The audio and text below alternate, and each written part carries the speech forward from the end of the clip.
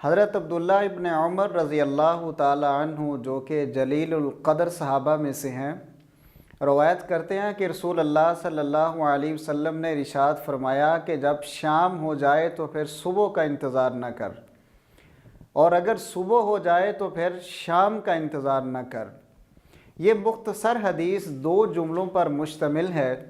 لیکن اگر اس پر غور کیا جائے تو یہ حدیث مبارکہ انسانی زندگی پر محیط ہے،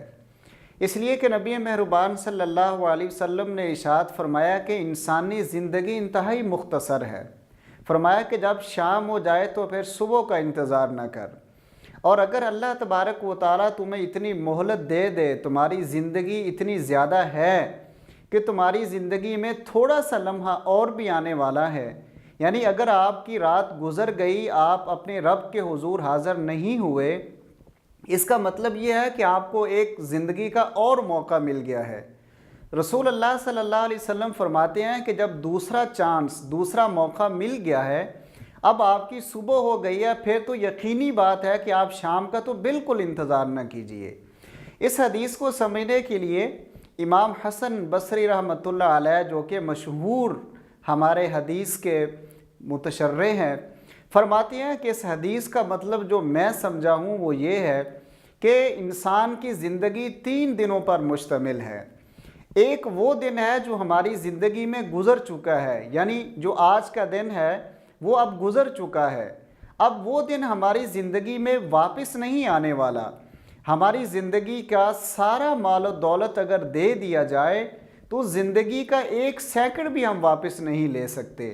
تو اس کا مطلب یہ ہوا کہ اب ہماری زندگی کے 2 دن باقی ہیں۔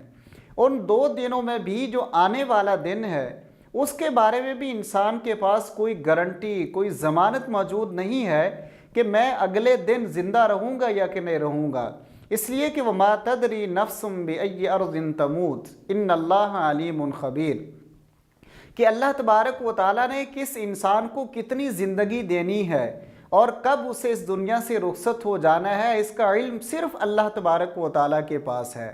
تو امام حسن بصری رحمۃ اللہ علیہ فرماتے ہیں کہ 3 دن کی زندگی میں سے 2 دن ہمارے ختم ہو گئے، گزرا ہوا دن واپس نہیں آ سکتا، اور آنے والے دن کے بارے میں کسی کے پاس کوئی ضمانت موجود نہیں ہے۔ فرماتے ہیں کہ ہمارا زندگی کا گویا ایک وہ دن بچتا ہے جو ہم زندہ رہ سکتے ہیں،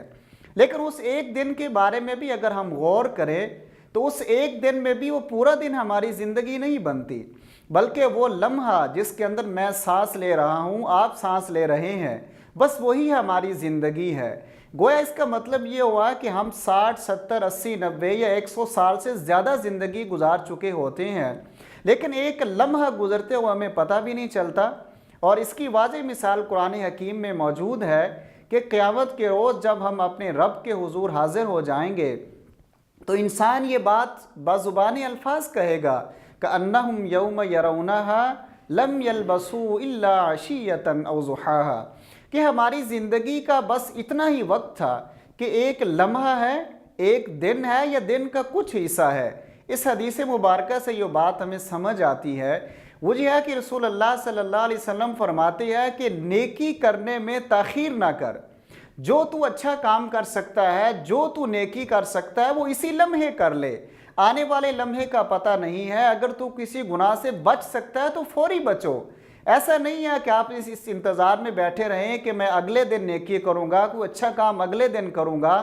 یا اگر خدا نہ خواستہ میں کسی گناہ کے راستے پر چل رہا ہوں تو کوئی بات نہیں، زندگی باقی ہے، کل توبہ کر لوں گا۔ فرمایا نہیں، انسان کو کوئی پتہ نہیں ہے کس لمحے اسے اس دنیا سے رخصت ہو جانا ہے۔ اس لیے قرآن حکیم میں بار بار یہ بات کہی جاتی ہے کہ سابقوا الی مغفرۃ من ربکم وجنۃ عرضھا، کہ اللہ تبارک و تعالیٰ کی رضا اور خوشنودی کے لیے، اس کی جنتوں کے حصول کے لیے دوڑ لگا دو،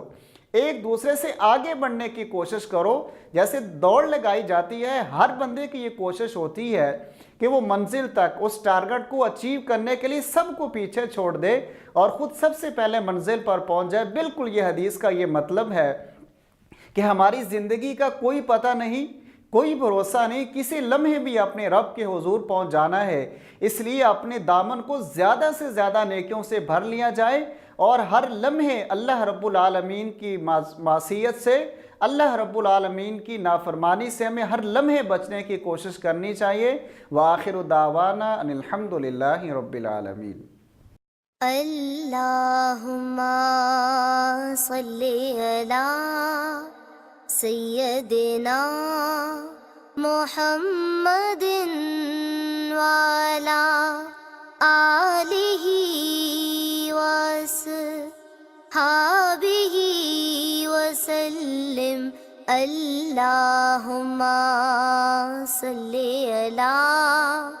سیدنا محمد وعلی آلہ